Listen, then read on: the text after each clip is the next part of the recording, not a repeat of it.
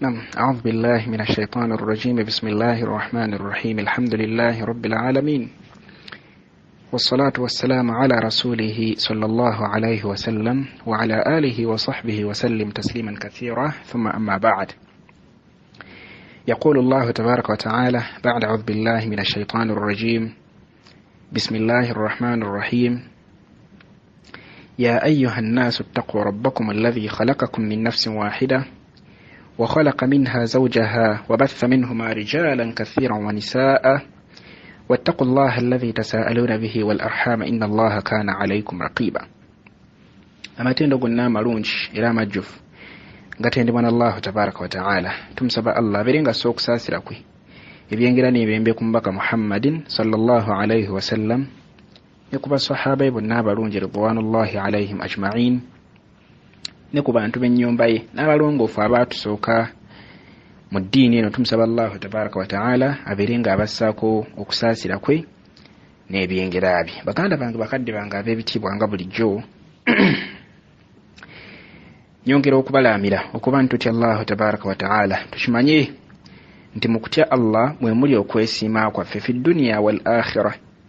Bwe tunaaba nga tuwangadde nga tuli abantu abatya Allahu tabaraka wa ta'ala, tujja kuba tumaze okuwangula success mu dduniya muno, ate era nga tuli abantu abajja okwesiima mu maaso ga Allahu tabaraka wa ta'ala. Baka sallallahu alayhi wa sallam yatugamba ttaqillaha haythu ma kunt. Gwe omwana Adamu omukkiriza oteekeddwa okutya Allahu tabaraka wa ta'ala wonna w'obeera oli.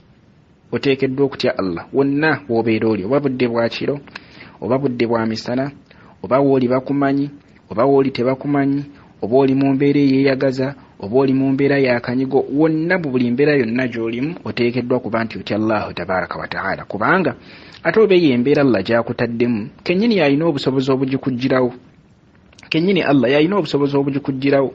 Akasente akatono Allah kakugguliddewo n'ofuna, ye yakakuleeterera waddembe okuba nti akakuggyako. Kati nabo kito mu buli mbeera yonna gye tuba tulimu tuteekeddwa okuba tubeera abantu abatya Allahu tabaraka wa ta'ala, tusobole okufuuka abawanguzi fi dduniya wal akhirah. Bufunze obw'ekitalo insha Allah mujja nno kunsonyiwa, eddoboozi liyinza obutaba ddungi naye tujja kugenderawo insha Allah mpola mpola. Mwannyinaffe ono yatubuuza nti ng'omwami bw'alina procedure ey'okubonereza mukyala we, singa omukyala abanga amujeemedde ayagala kuleeta embeera ezitategeerekeka, abuuza nti ng'omwami bw'alina procedure eyo, fa'idhuhunna wahjuruhunna fil madaji' wadribuhunna n'ebirala byonna byonna, fab'athu hakaman min ahlihi wa hakaman min ahliha. Abuuza nti ate abaffe omukyala ye eyandiyagadde okubonereza bba, singa bbaawe naye atandika okukola ebintu ebitategeereka, abaffe, does she have to follow the same procedure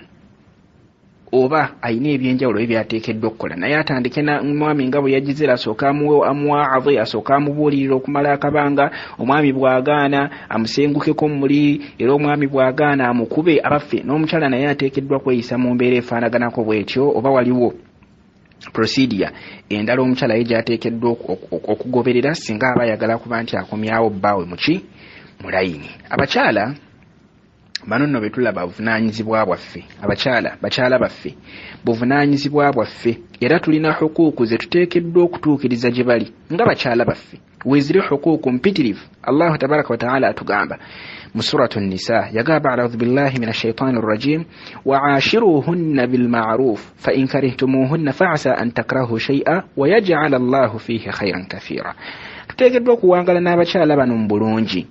Tuteekeddwa kuwangala n'abakyala bano mu bulungi. Omwakyala osobola okuba nga obadde nayo wangadde nayo okumala ebbanga myaka 10, myaka 2, myaka 3, bw'otuuka n'owulira ekiseera ng'obuulyawo owuliranga amukooye, Allah gafa inkarihitumuhunna, bwe mubanga mubakooye, for example owuliranga amukooye, munaye fa'asa an takrahu shay, oyinza okuba nti okyaye ekintu okikooye, naye nga wayaj'ala Allahu fihi khayran kathira, nga mu kintu ekyo ky'owulira ky'okooye Allahu tabaraka wa ta'ala n'ateekamu ebintu ebirungi bingi. Kati nabwe kityo kyandibadde kirungi eri abafumba ababiri at least okugezaako okuba nti mugezaako okuholdinga on to your marriage, mugezaako okuba nti musigala munywezezza. Yes, omwami ajja kukola ebikunyiiza ggwe omukyala, omukyala ajja kukola ebikunyiiza ggwe omwami, naye okwawukana talaq si ye solution esooka nti nze kati nkitadde nedda, si ye solution eteekeddwa okukola ki.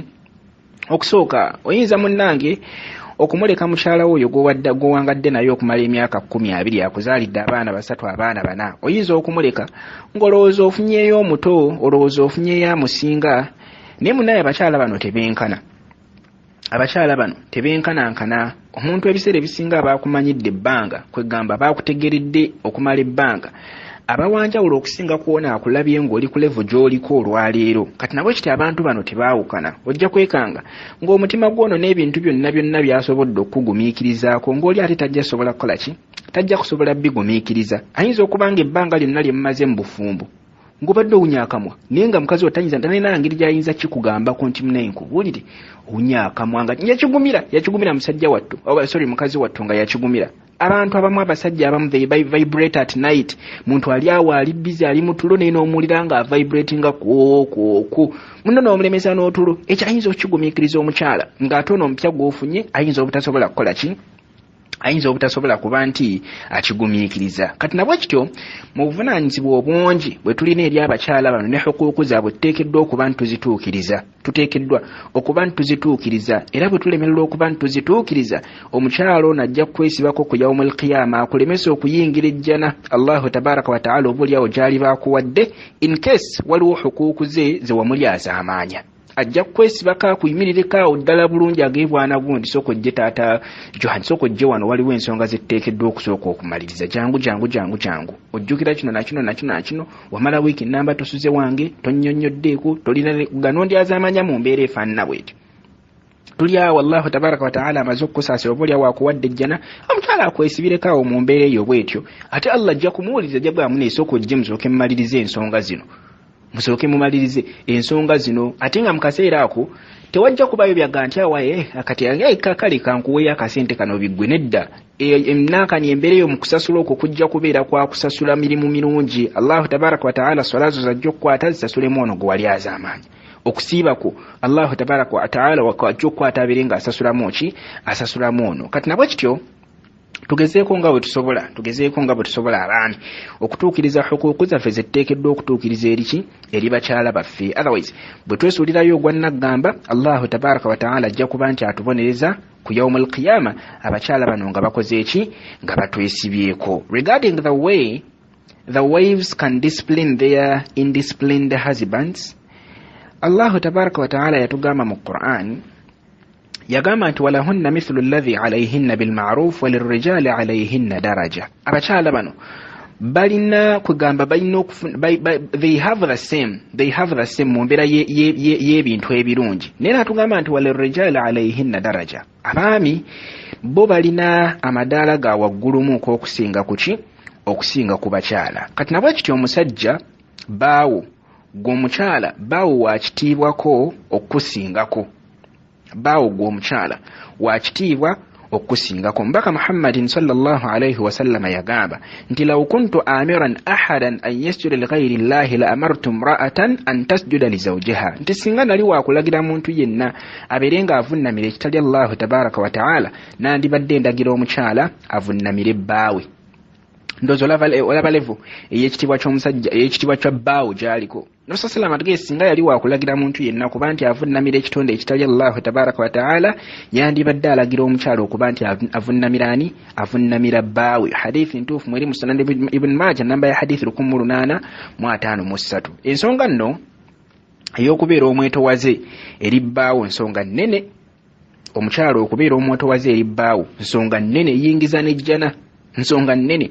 Allahu tabaraka wa ta'ala ayinza n'okusinzira okwo n'akuwa ejjana. Mu hadithi ya Abi Huraira radiyallahu anhu yagamba nti omubaka Muhammadin sallallahu alayhi wa sallam yagamba idha sallat almar'a khamsaha, nti omukyala singa abanga asadde swala ze 5 wa samat shahraha, ramadhani we n'atuuka n'asiiba bulungi, wa hasanat farjaha, n'obwerereme n'abukuuma bulungi n'abuwa ekitiibwa n'atayendayenda, wa ata'at zawjaha omukyalo ono n'agondera ne bbaawe mu buli mbeera yonna yagamba sallallahu alayhi wasallam nti omukyalo ono bajja kumugamba ku yawmul qiyama udkhulil jannata min ayi abwabil janna shi'ti yingira ejjana ng'okozesa omulyango gw'ejjana gwonna gw'owulira gw'oyagala. Hadith Sheikh Muhammad Nasiruddin al-Albani rahimahullah yaga hadith ntuufu mu sahih al-jami' najwa namba ya hadith lukaaga mu nkaaga. Okirabye nti okugondera bbaawo nsonga ekuyingiza ejjana, okugondeza bbaawo nsonga ekuyingiza ejjana nabwe kityo buvunaanyizibwa bwo omukyalo okuba nti ogondera bbaawo kuba Allahu tabaraka wa taala yamukusukkulumyako. Allah wekitiibwa yamukusukkulumyako. Kati nabwe kityo laisa lilmar'a sabilu lirafi'i dhita'iha zawji sawf tewaliwo kubo lyonna lyetongodde mukyala lyayinza kuba nti akozesa okuba nti agonjola bbaawe abaavudde ku musitawa siwa an tariqi alqadi shar'i faqat okujjako ekkubo ery'okgenda ew'omulamuzi erimanyikiddwa obulungi n'ogenda oba ewa imaamu oba omukulembeze yenna yenna n'ogenda n'omubulira ku ki n'omubulira ku nsonga ezo. Naye gwe omukyala tokkirizibwaga nti eka nziggyeyo omuggo mukube nedda, tokkirizibwaga nti eka musenguke mu buliri nedda, tokkirizibwaga nti nze kati kankolebe nedda.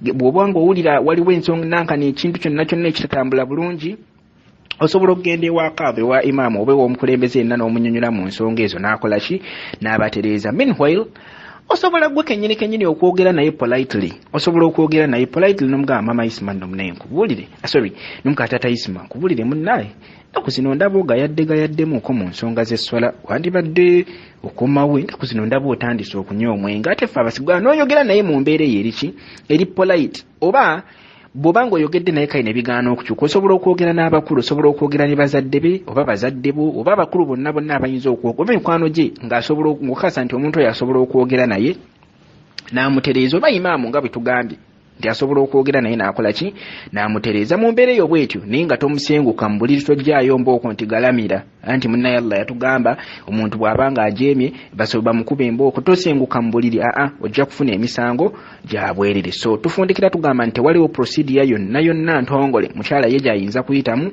komyawo bbaawe okuggyako okuba nti ategeeza ensonga ezo abakulu ne babanga babatabaganya. Ndowooza akasonga okukategeerekese bulungi.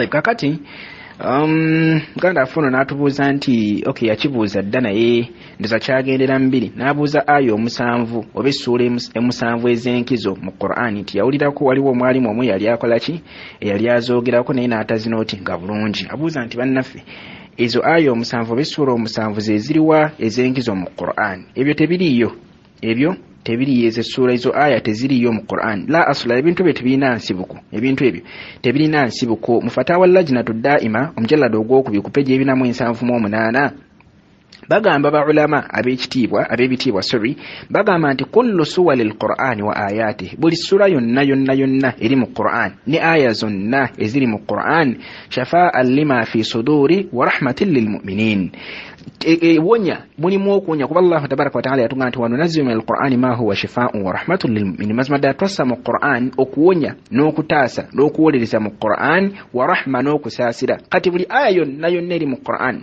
na buli sura yonna eri mu Qur'an emala bulungi okuba nti ewonya omuntu, okuba nti Allah tabaraka wa taala amusaasira n'okuba nti emutaasa najatu liman i'tasama bihi okuba nti etaasa omuntu yenna abakoze eki abajeekutteko wahtada bihdahu min al-kufri likumala bulungi ayo neri mu Qur'an ekumala bulungi okuba nti ekulungana n'ekujja ku bukafiri n'ebbalala n'obubuze n'okuba nti ekutaasa al-adhabu al-alim ekuba nti ekutaasa adhabu z'Allahu tabaraka wa ta'ala eziruma. Ma thabata 'ani ar-rasul sallallahu alayhi wa sallam annahu raqa isti'malu hadhihi as-suwar tewaliiwo obujulizi bwonna butulaga nti omubaka Muhammadin sallallahu alayhi wasallam essula zino yazeeyambisa mu kuba nti yejjanjaba mu kukola ruqya oba yazifuula za nkizo. Tewaliwo obujulizi bwonna bukola ki butulaga nsonga ezo, bal waliwo obujulizi obuliwo obwajjibwa ku mubaka Muhammadin sallallahu alayhi wasallam nti annahu kana ya'udhu nafsahu bil mu'awwadhati thalatha nti omubaka sallam yeekingirizanga ne mu'awwadhati 3 قل أعوذ برب الفلق قل أعوذ برب الناس قل هو الله أحد. obujulizi weebuli عند النوم yabisomanga ng'agenda okwebaka ng'amaliriza essola ne ayatul kursi bwetyo era n'agamba nti man qara'ahu omuntu singa abanga asomye ayatul kursi yeno lam yuqarribu ngajisomye muddo obwekiro lam yuqarribuhu shaytan tilka al-layla shaytan tesobola kuba nti emusembera mu buddo obwo bwaki mu buddo obwo obwekiro kat faman khassa suwarin aw ayati al-mafkura fahuwa jahilun mubtada' baulama baga nti omuntu yenna addawo nodda mu Qur'an notandika okujjamu essuro ba ayati ezimu nti nozifula zankizo ku ayati endala bashekhe bagamba nti fahuwa jahil omuntu oyo tabeera mugezi mubtada' omuntu oyo abeera munnabbidaa kati nabwe kito teri yusura zonna ziryawo ba aya zonna ziryawo zaki zankizo weziri abantu bagenda beteraterawo essura awo ziryawo mpitirivu of course waliwo essura eziriko obujulizi waliwo essura eziriko obujulizi alabana bakkiriza tujja kuzitunulako okwo katono ninga waliwo endala genda zisangako hadithi ziri okwo mpitirivu hadithi enjweteke hadithi ennafu hadithi eziri mawduu hadithi ezitayina nsibuko nga zonna bagenda bazitunga kuki bazitunga ku ssura ezo waliwo essura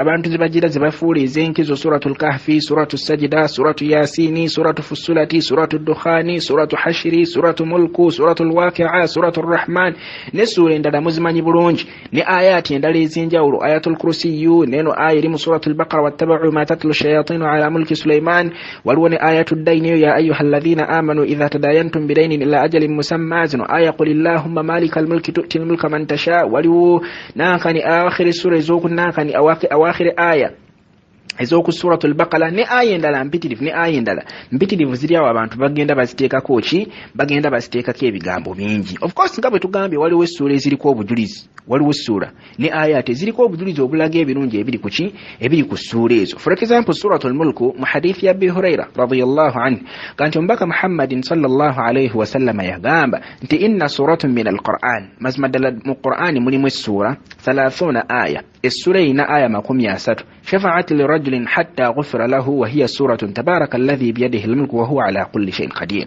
essura eyo ewolereza omusajja oba esobola okuba nti ewolereza omusajja paka lwasonyibwa omubaka salama n'agamba nti essura eyo ye tabaraka alladhi biyadihi al-mulku wa huwa ala kulli shay'in qadir hadithi ntuufu rawahu at-Tirmidhi namba ya hadithi 28 mu 9 mu Sunan Abi Dawud kun namba ya hadithi 10 Ibn Majah namba ya hadithi 3786 Sheikh Muhammad Nasiruddin Al-Albani rahimahullah mu Sahih Abi Dawud yaga hadithi ntuufu najwa namba ya hadithi 3553 so hadithi zeri clear etulaga nti suratul mulku obulungi bwayo bwebwo mu hadithi ya Abdullah ibn Mas'ud radiyallahu anhu yaga omubaka Muhammad sallam nti man qara'a tabaraka alladhi biyadihi almulku kulla laylatin nti omuntu yenna singa abanga asoma essura tabaraka alladhi biyadihi almulku buli kiro atugamba omubaka sallam nti mana'ahu Allahu biha min adhab alqabr Allah tabaraka wa ta'ala omuntu yamukingiriza adhabu z'omu kaburi hadithi ntuufu Munasai mweri mu kitabe ky'omukaaga namba ya hadithi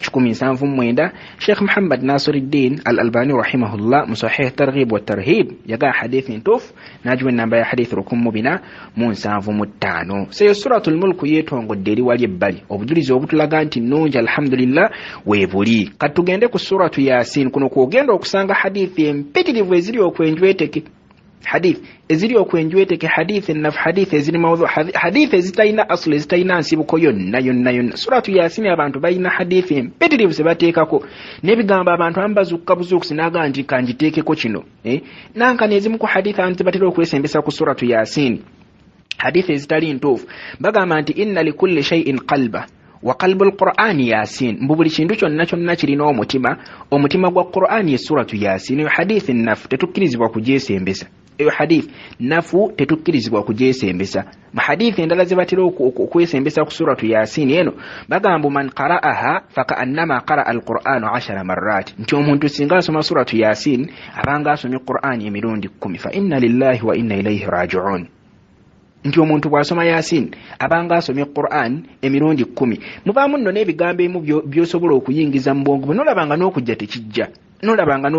tekijja osome sura emu nti eyo hadithi si ntuufu abalala baga nti man qara'a suratu Yasin fi layla asbaha maghfuran la nti omuntu singa asoma suratu Yasin mu budde obw'ekiro bugenda okkera ku makyanga Allahu tabaraka wa ta'ala yamusonyiye n'osanga abantu ne baddawo ne baggayaalirira ddala okukola tawuba mbwenze nja kusoma suratu Yasin bansonyiwe ani yagamba munegenda wali okole tawuba genda wali okole tawuba eyeetongodde tuli fenna baganda bange aballa baga simanyi man dawama ala qira'atiha kull laylatin thumma mata shahidan nti omuntu singa yekwata kusoma suratu yasin no mbuddo obwekiro Allah namugirira nafa mata shahidan nti omuntu oyo afanga mujulizi. La hawla wala quwwata illa billah.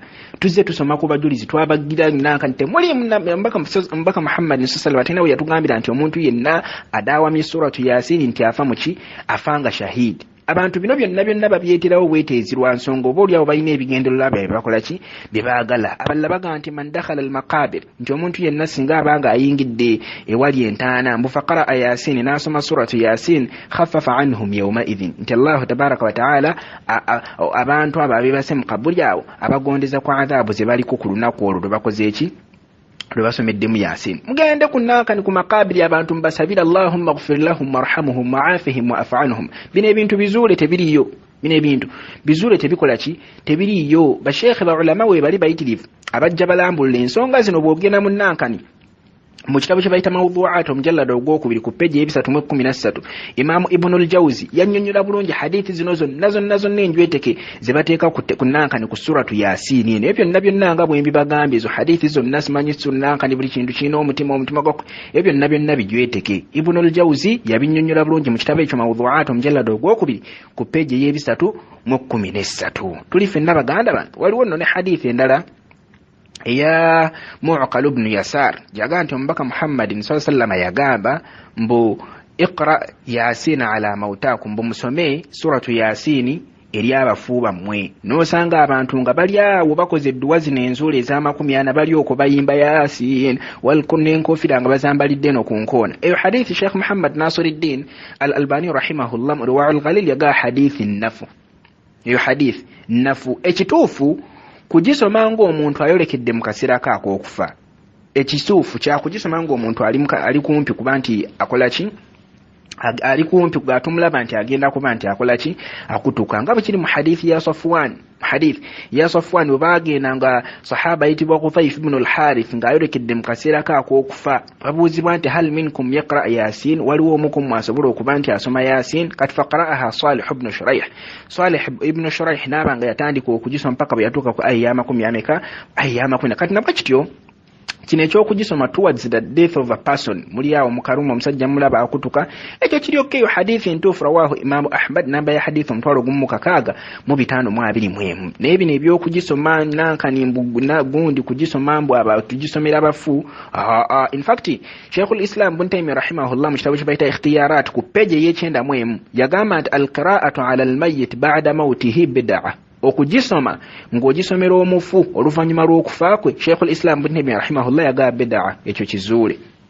Tuli fenna baganda bange so essura za Allah tuziveeko tetuziwaayiriza. Essura za Allah tuzeesonyiwe tetuziwaayiriza. Ku suratu Dukhan waliwo haditha awo eriwo mbu Abi Umama mbaka Muhammad sallallahu yagamba nti man qara'a Hamim Dukhan fi laylatil Jum'a nti omuntu singa banga asome sura yo Hamim suratu Dukhan n'agisoma mu kiro ekyananka n'ekyolunaku lw'ejjuma nti ghufira lahu omuntu oyo Allah tabaraka wa ta'ala musonyiwa. Mu riwaya hadithi endala baga nti bana Allah lahu baitan fil janna mbu omuntu singa asoma suratu Dukhan eyo mu kiro kya Jumaa mbu Allah tabaraka wa ta'ala amuzimbira ennyumba mu jjuma mu jjana.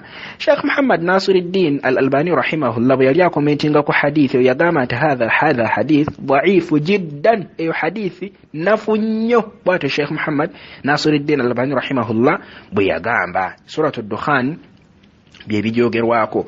Then ne suratu Ar-Rahman 'allama al-Qur'an khalaqa al-insan waliwo hadithi gamba mbu likulli shay'in arus buli kintu kyonna mbu kibeerako yandibadde ng'omugole waakyo wa arus al-Qur'an bwe yandibadde ng'omugole wa Qur'an. Suratu Ar-Rahman mbu ye suratu Ar-Rahman la hawla wala quwwata illa billah. Hadithi Sheikh Muhammad Nasiruddin al-Albani rahimahullah musalsalatu al-ahadith ad-da'if yajuwa namba ya hadithi 305 mu hadithi naf yajuwa namba 305 so hadithi naf yo hadithi nafu ejiddako suratul waqi'a baga nti man qara'a suratul waqi'a fi kulli laylatin lam tusibuhu faqatun abada nti omuntu yenna singa asoma suratul waqi'a buli kiro mbu omuntu oyo obwavu tebusobola kukola ki kuba nti bumusembera. Hadithi eyo dha'ifa hadith nafu muri mu kitabu kya Sheikh Muhammad Nasiruddin Al-Albani rahimahullah kiyatuma ad-da'ifa namba ya hadithi 289 n'essula endala weeziri awo mpitirivu muzimanyi bulungi ze mutera okusoma mu mawulidi ne mu dduweezi ez'abafu suratu sajida suratu munafiquna n'essula endala weeziri awo weeziri mpitirivu ebintu bino ebiriiko obujulizi butongole bintu bino tebiriiko obujulizi butongole mpozi suratul kahfi kuliko hadithi entuufu okugisoma ku lunaku olw'ejjuma eyo suratul kahfi eriko hadithi weeziri entuufu nnyingi hadithi ibn Umar radiyallahu anhu yaga nti omubaka Muhammadin sallallahu yagamba nti man qara'a suratul kahfi yawm al-jum'a nti omuntu yenna singa asoma suratul kahfi mu lunaku olw'ejjuma سطع له نورا من تحت قدمه إلى عنان السماء يضيء له يوم القيامة وغفر له ما بين الجمعتين nti omuntu yenna singa abanga asomye suratul kahfi ku lunaku olw'ejjuma Allahu tabaraka wa ta'ala amuteerawo light nebanga ijja kwako okuvira ddala wansi w'ebigere by'eppaka kunankani ku platform y'eggulu ng'esobola okumumulisiza ku lunaku lw'enkomerero waghufira lahu ma bayna al-jum'atayn era Allahu tabaraka wa ta'ala n'abanga amusonyiwa amazambi amatonotono g'aba akoledde wakati w'ejjuma ebbiri eyo hadithi Sheikh Muhammad Nasiruddin Al-Albani rahimahullah yaga hadithi ntuufu mu sahih targhib wa targhib wa tarhib mu kitabu ekisookera ddala hadithi y'ebiri mu 9 hadithi endala weeziri mpitirivu ku lunaku luno nankani ku suratul kahfi kugisoma ku lunaku lw'ejjuma ekyo kyo kiri mashru' weekiri kirina obujulizi obunywevu waliwo ne hadithi ya Abi Sa'id al-Khudri radiyallahu anhu Sheikh Muhammad Nasiruddin Al-Albani rahimahullah yaga nti hadithi ntuufu mu sahih al-Jami' najiwe namba ya hadith kakaaga mbina mu 7 muno okuba nti Allah tabaraka wa ta'ala omuntu asobola okuba nti amutaasa Masih ad-Dajjal kulw'essuula eno suratul kahfi singa abanga akoze singa abanga agisomye mu lunaku olwo ebyo biri mashru' ne hadithi endala weeziri mpitirivu mpozi era nennankani ne suratul baqara al-baqara nadda aya ezebbiri ezisembayo hadithi ya Abi Mas'ud al-Badri yaga nti omubaka Muhammadin sallallahu yagamba nti ayatani min akhir suratul baqara aya 2 ezisembayo mu suratul baqara man qara'aha fil layla nti omuntu yenna singa abanga azisomye mu kiro kafatahu ziba zimumalira omuntu singa azisoma mu budde obw'ekiro essula ezo ziba zikola ziba zimumalira bulungi hadithi yo muttafaqun alayhi Muslim namba ya hadithi 807 Bukhari namba ya hadithi 1008 ne hadithi endala weeziri mpitirivu ezo ayo 7 isa zogamba ebyo bijwetekete biriyo ayo 7 ez'enkizo ebyo bijwetekete bikola tebiriyo kati katufundikira n'ekibuzo kya muganda afoono kiyatubuuzizza ndozera yabadde isa yabuuza nti omusulo singa nguga yalirira mu lugoye naye ng'olugoye silusaaliramu olugoye nga silusaaliramu abaffe ekyo nakyo kirina obuzibu oba kakati mu hadith gye twalaba obulungi Ibn Abbas radiyallahu anhu mbaka Muhammadin sallallahu annahu marra nti yayita bihaitin min hitan al-Madina au Makka nti yayina kunnankani ku bimu ku bifo byayitamu e Makka oba e Madina we baziika abantu fasami'a sawtun insanain nawulira eddoboozi lya amaloboozi g'abantu babiri yu'adhibani fi quburihim nga abantu bano babonerezebwa mu kaburi zaabwe hadith twagisoma bulungi tugimanyi bulungi hadith muttafaqun alayhi Muslim namba ya hadith 292 Bukhari namba ya hadith 216 kati mbaka sallama nakwata ebiti n'abiteekawo n'abagaba sahaba innahuma la yu'adhibani abantu bano babonerezebwa ate ekibabonereza si bintu biri awo by'amaanyi omu kubo yali atambuza olugambo owookubiri yalinga tafaayo kunankani ku musulo gwe kakati hadithi eyo mbadde nsaba tugitwalenga